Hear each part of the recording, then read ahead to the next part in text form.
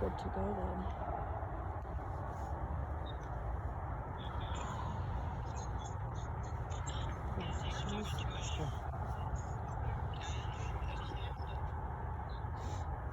Okay. Are you folks ready? Because it sounds like Wendy and Mila are both connected. Yeah? Yeah. I think we're ready. So let's just try and breathe. Take a breath. I'm glad you have people holding you up, all of you, to kind of move through all of this. Before we begin, I'll say to everybody who's watching, not only are we so sorry for your loss, but we're so sorry that we can't gather and take care of each other the way that we're supposed to. We're gonna do the best we can in this way to keep everyone safe. But please know that wherever we are, we're sending strength your way to all of you. To all of you. So, we can begin.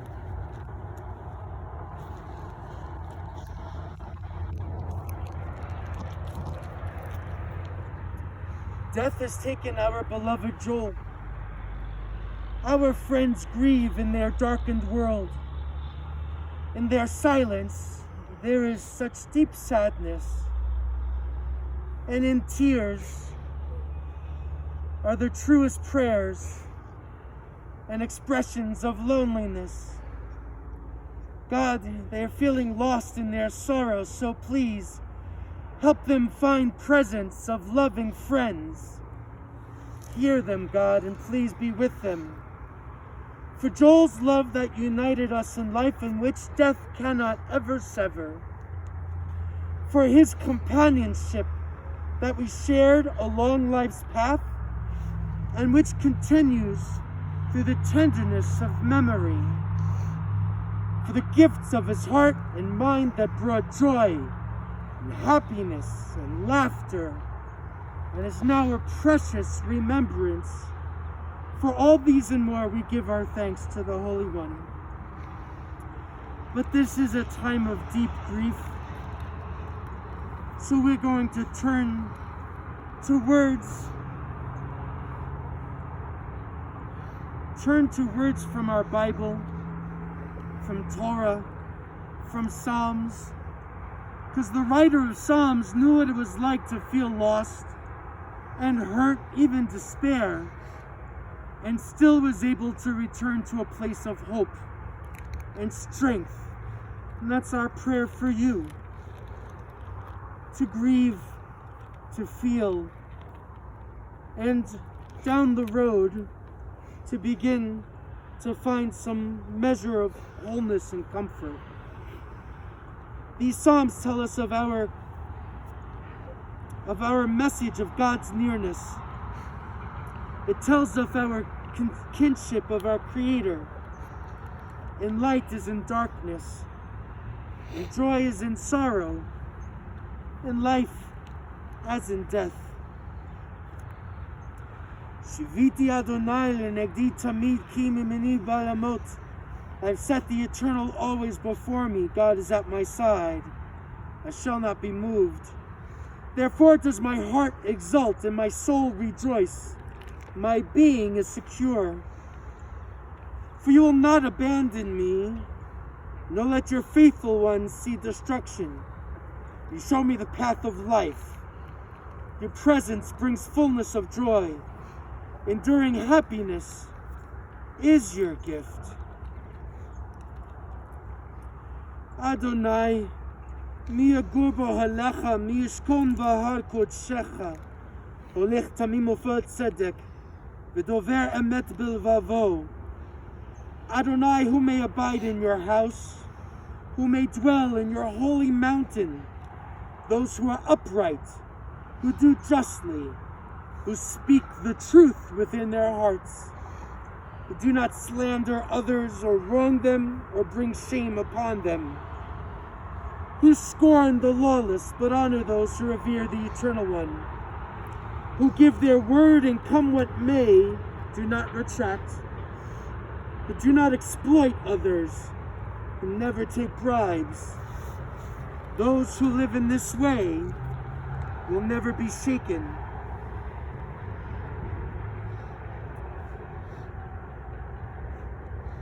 Mizmor leDavid, Adonai ro'i lo echsar. Adonai is my shepherd, I shall not want. Benot deshe yarbitzeni, giving me repose in green meadows. Amei minchot yan haleni nafshi yishovev, leading me beside the still waters to revive my spirit. Yancheni v'magle tzedek leman shemo, guiding me on the right path, for that is God's essence. Gam ki elech begeit salmavet, though I walk through a valley of the shadow of death. Lo irara ki ata imadi, I fear no harm, for you are with me.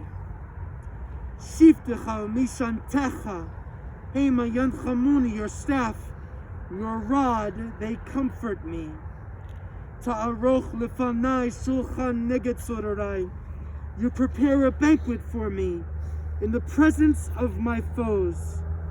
Dishanta v'shemen roshi, kosi revaya, you anoint my head with oil, my cup overflows. Ach tov v'chesed yirtifuni kol yamei chayai. Surely goodness and kindness shall be my portion all the days of my life. V'shavti b'veit Adonai le'orech yamim, and I shall dwell in the house of Adonai, now and forever.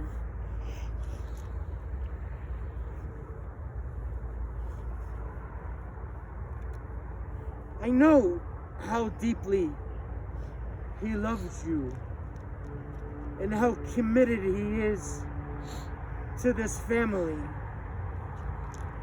A quiet strength, sometimes not so quiet. But Never quiet. laughing is good medicine, it's okay. It reminded me of this reading that I appreciate. Mourning is the price we pay for having the courage to love. Even in grief, we know that the wonder of human life is too complex and too magnificent to be memorialized in endless pain. The gifts of spirit our loved ones gave us cannot be measured or weighed, nor can they be lost or even tarnished by time. Even in our darkest hours, we know that some of their light and warmth will always be with us, bringing comfort and courage, and in the fullness of time, healing and peace. Birth is a beginning and death a destination, but life is a journey, a going, a growing from stage to stage, from childhood to maturity and youth to age, from innocence to awareness and ignorance to knowing, from foolishness to discretion, and then perhaps to wisdom, from weakness to strength or strength to weakness and often back again, from health to sickness and back we pray to health again, from offense to forgiveness, from loneliness to love, from joy to gratitude, from pain to compassion, and grief to understanding, from fear to faith, from defeat to defeat to defeat, until looking backward or ahead, we see that victory lies not at some high place along the way, but in having made the journey, stage by stage, a sacred pilgrimage. Birth is a beginning, and death is a destination. But life is a journey, a sacred pilgrimage made stage by stage, from birth to death to life everlasting.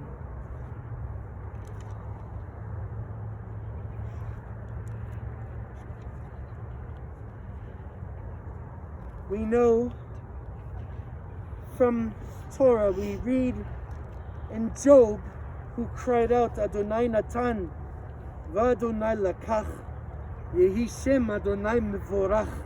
God has given and God has taken away. Blessed be the name of the Holy One. We are an ancient people. We are well acquainted with grief and with the valley of shadows. Death and sorrow are not strangers to us, yet the centuries have taught us that a good name endures beyond the grave, and that there is strength and faith. With Job, we say, Adonai Natan, God, you have given. You gave us a loved one who will never be forgotten. For all that was good and enduring in Joel's life, we offer the deepest thanks of our hearts. Job said, Adonai lakach, God, you have taken away. But friends, I want to tell you, I don't believe that God takes. I believe that God receives, embraces, and shelters our loved ones. And if God can receive, then perhaps we can pray for strength to turn our broken hearts into an altar of trust and love, and say, Yehi Shem Adonai mevorach, blessed be the name of the Holy One, now and forever.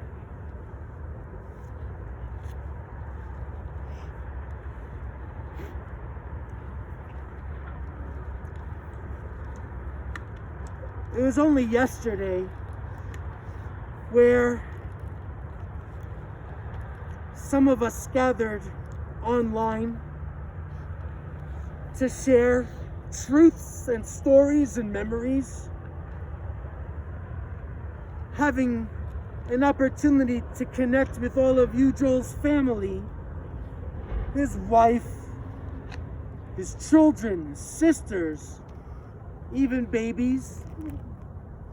I saw a family that was in real pain and at the same time couldn't stop laughing, sharing, celebrating a big presence in your lives. What came to my mind was a teaching attributed to a rabbi named the Baal Shem Tov. He was an 18th century Eastern European rabbi and mystic and sage. And this is what we learn from him. There are 3 ways to mourn: to cry, to be silent, and to sing.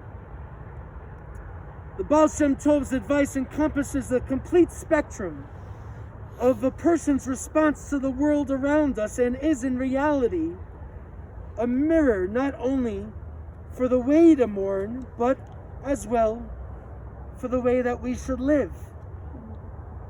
The first was to cry. The days following the death of one we loved are often filled with sharp and intense grief, and the tears we shed are an outward sign of the profound sense of loss, emptiness, and anguish that we feel deep within. But our tears are healthy tears, because in acknowledging how much we are in pain, we already begin a difficult journey toward healing and carrying on. The second of his teachings was to be silent. Whether death comes abruptly as Joel's, and we are stunned by a sudden reality of a loss, there are no words to express our regret. There's no words for us to say to you in this regrettable change in your world. Your loss is too great, and so we are silent. And the third teaching is to sing. That's what you started to do yesterday. It's often the most difficult, but it is the most healing of all. To share with one another the stories we cherish, yet through the tenderness of memory we continue to love.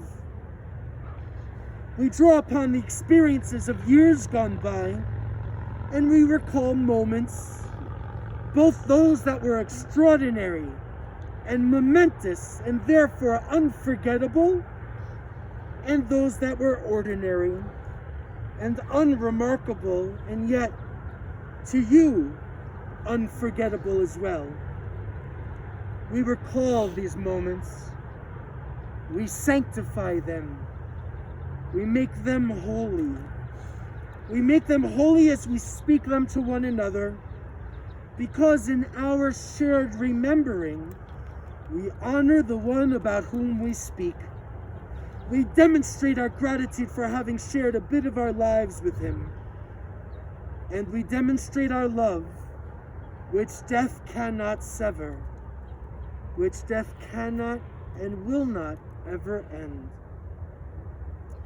So today's a day for tears and silence and even a little singing. Singing his praises, sharing his stories. We're gonna start with some sharing. Evan's gonna come and stand here and yell so everybody can hear you, and we'll make that tribute to your dad.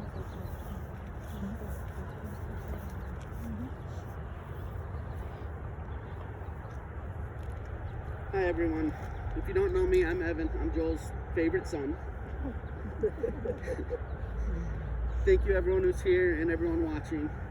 It's kind of strange times that we live in nowadays with COVID and whatnot. Watching a funeral on a screen instead of being here in person. But I know each and every one of you are here in spirit.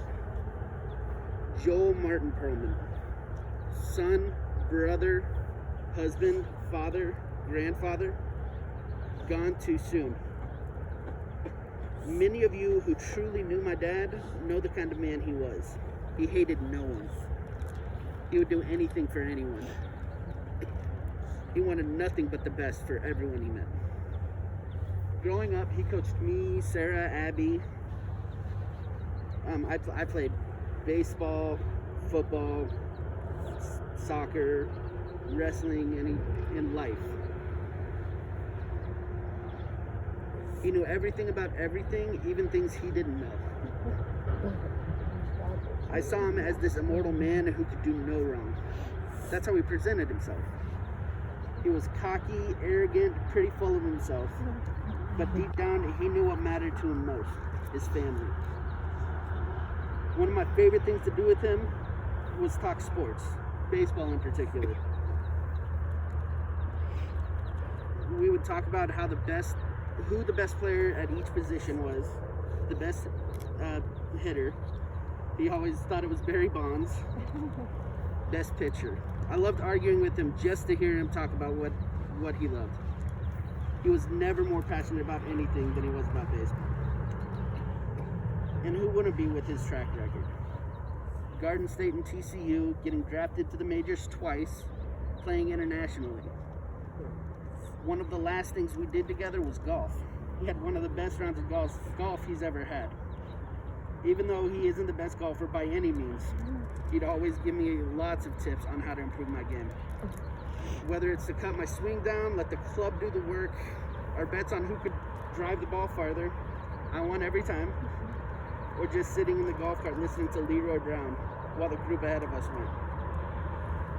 Dad, I know you're up there right now playing catch with Poppy, giving Nani the biggest hug in the world, and saying how much we all miss her.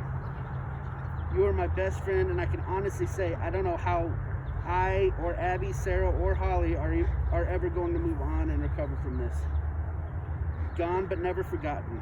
I love you, Dad, and I wish I could tell you that and give you one more hug for the road.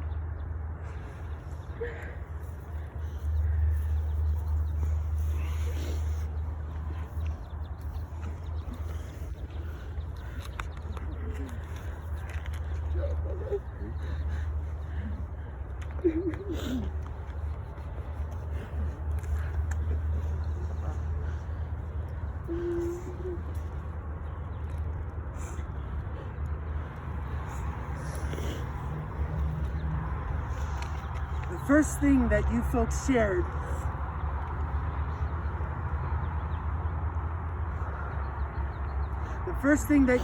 shared that was important to Joel was all about his family. His family was everything to him, especially grandchildren. You were outvoted. I'm so moved that all of you who shared, his kids, his wife, his sisters, even nephews, all said the same thing. He made you laugh. He was fun. He was devoted to you. The youngest of three, the king of the house apparently as a child. He has been a respected and loved member of this family. A great athlete, as we heard. A loyal son. All of his life. As a brother, to call his sisters regularly, consistently, is something that's going to be missed. To receive his call, checking on you, even just for a couple of minutes, was a routine that I hope you will cherish, even as you miss those calls. While not a man of many words, he wanted to know that you were okay. I'm sorry about this. A little bit proud.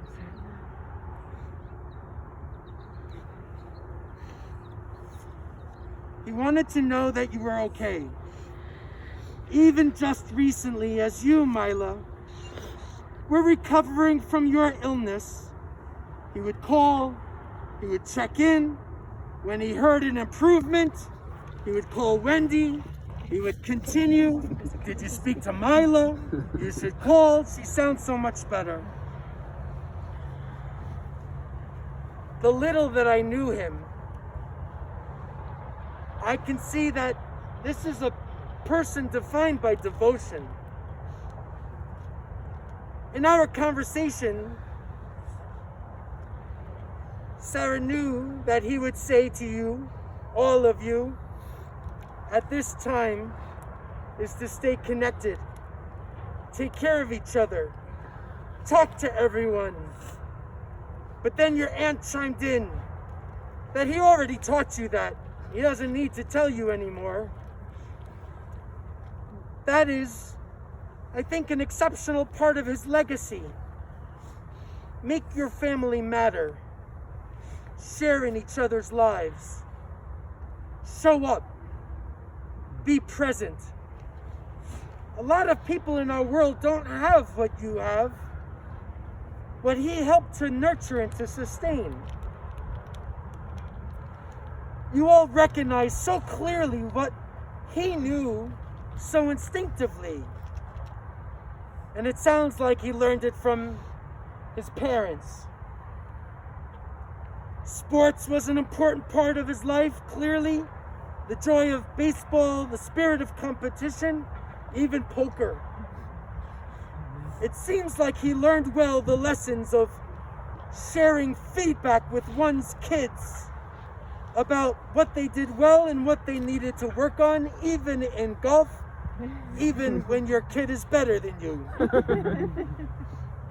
Apparently, while he didn't always appreciate it from his father, we learned, he did it right back to all of you, offering words of wisdom, whether it was with a bat or a soccer ball.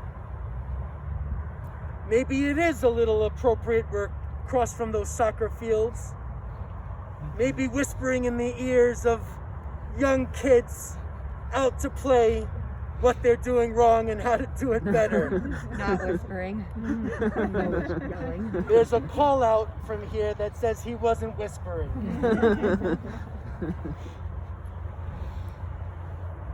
It was a calling because Papa Perlman coached lots of kids. His kids, his family, and lots of others for years.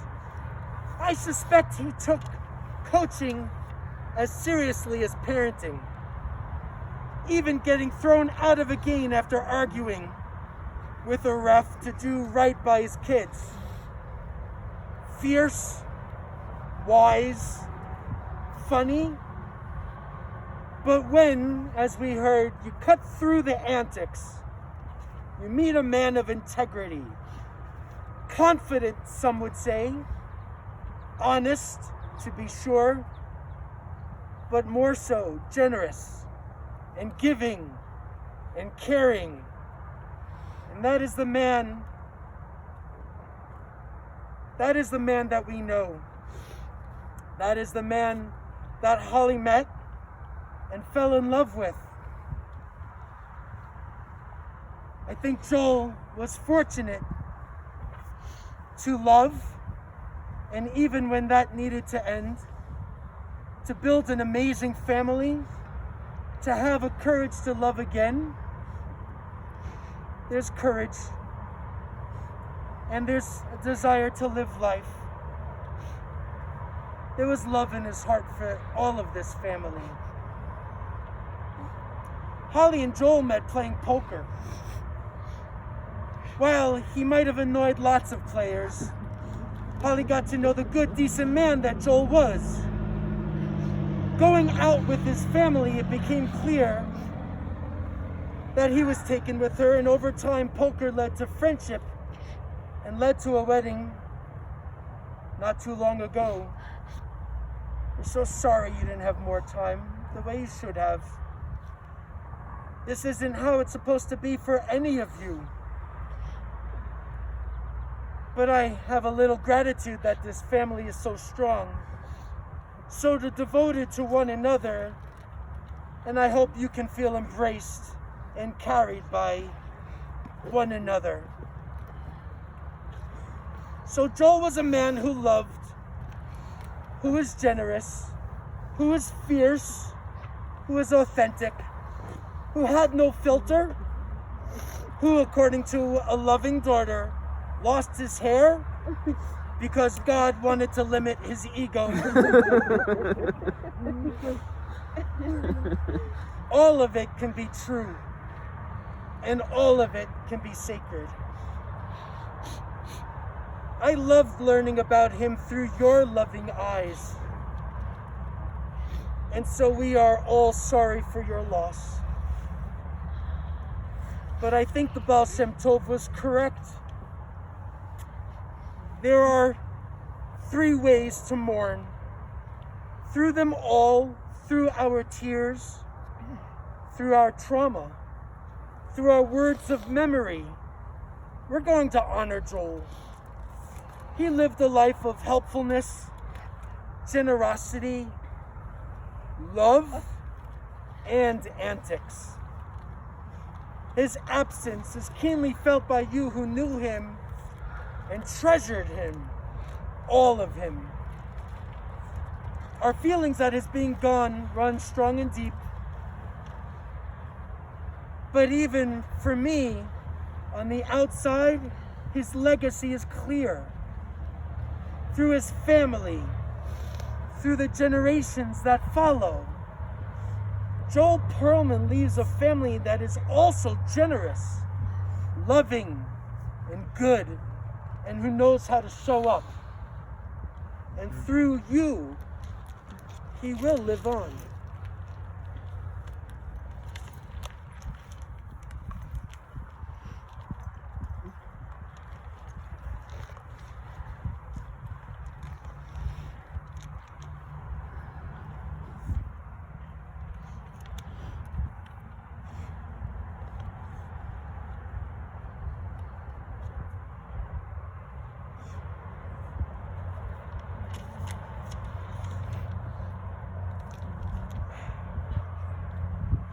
El merachamim shochen bamromim Amsei menucha nechona tachat kanfei hashchina Im kedoshim uteorim zorakia mazhirim et nishma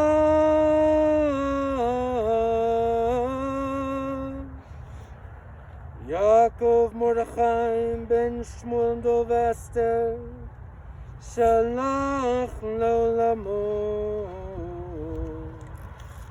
בעל הרחמים יצרו בצוחים את נשמתו אדוני ונחלתו וינוח בשלום על משכבו ונאמר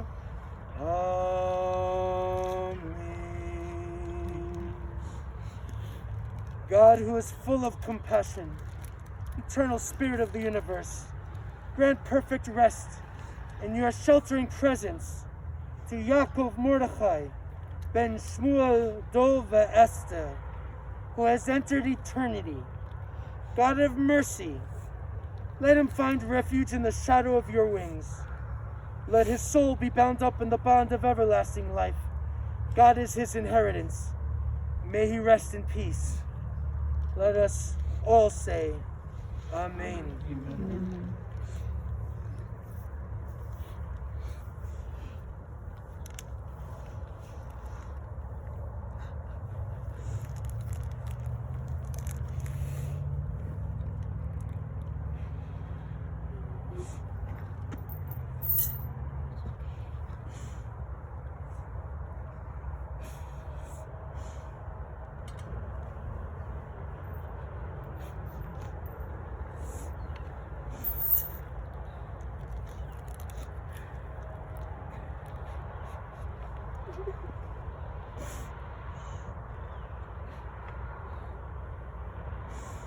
תמים פולו כי כל דרכיו משפט אל מנווה אין עוול צדיק וישר הוא עצור תמים בכל פועל מי אמר לו מה תפעל שלי במטר ומעל ממית ומחיה מוריד שאול ויעל עצור תמים בכל מעשה מי אמר לו מה תעשה צדיק אתה אדוני להמית ולחיות אשר בידך פתרון כל רוחות חלילה לך זיכרוננו למחות ויהיו עיניך ברחמים עלינו פיקוחות כי לך אדון הרחמים והסליחות. God is sure our immovable rock. All God's work is upright. Who can say what is it that you do? The eternal governs what is above and what is below, overseeing both the valleys of death and the heights of life. God is sure our immovable rock. Who can say to God, what will you do? You are righteous in your dealings in death and life, and every soul is in your trust.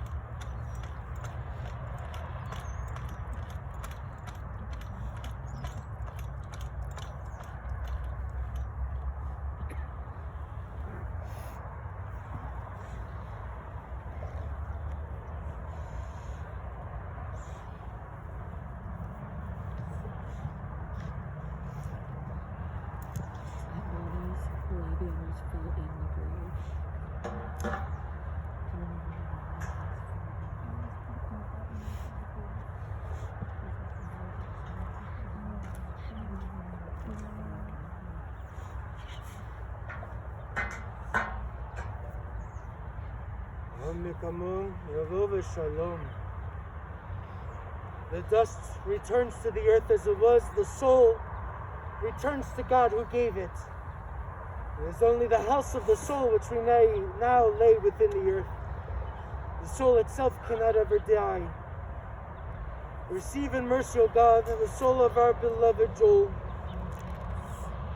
God, help us to understand that grief and love go hand in hand, that the pain which loss inflicts is a measure of a love stronger than death.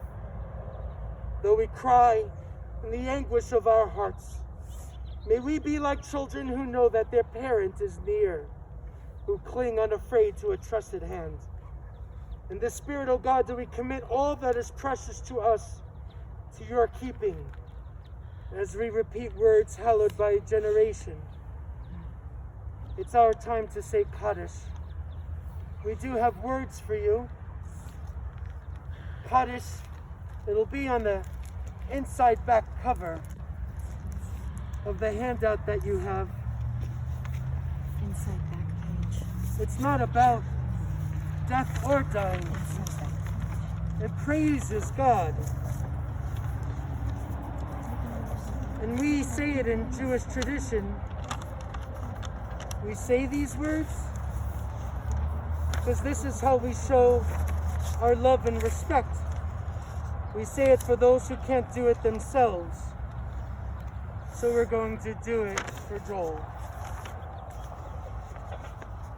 Yitgadal, v'yitgadash shemei rabah, v'yalma divrach chirutei v'yamlich malchutei, b'chayechon v'yomechon, ובחיי דכל בית ישראל, בעגלה ובזמן קריב ומרו אמן.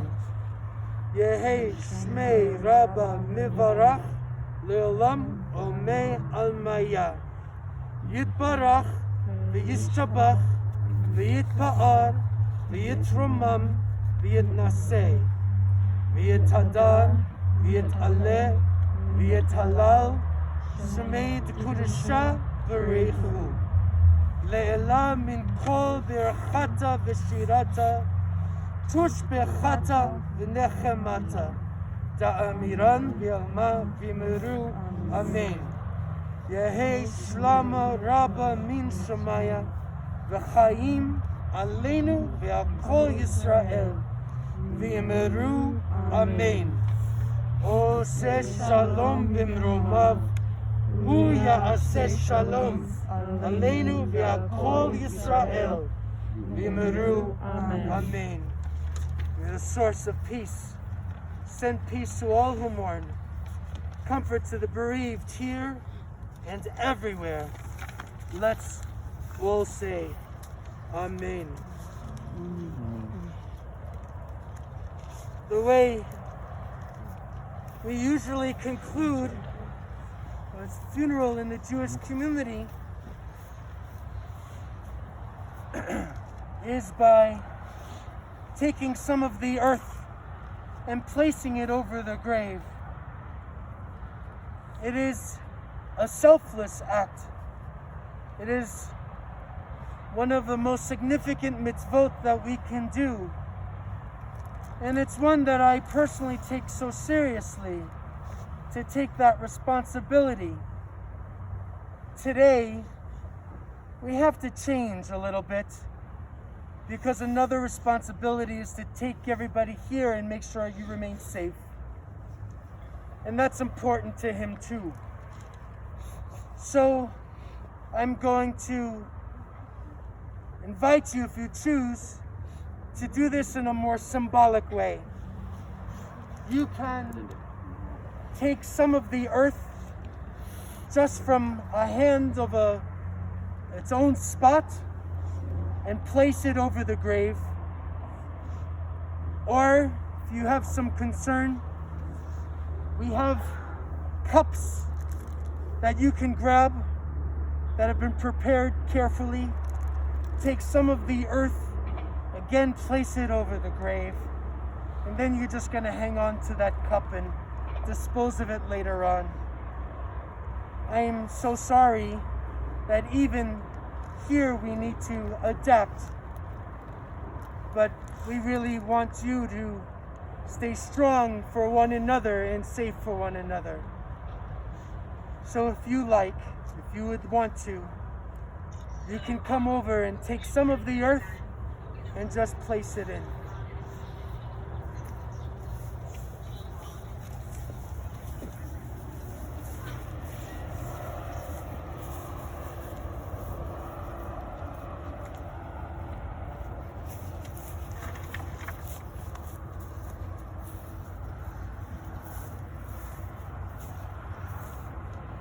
Lech Kirisacha Adonai, Lech v'Adonai yeh imach, v'alach lefanecha tzidkecha k'vod Adonai yaspecha. Go your way, may God be with you. May your righteousness go before you, and the glory of God receive you.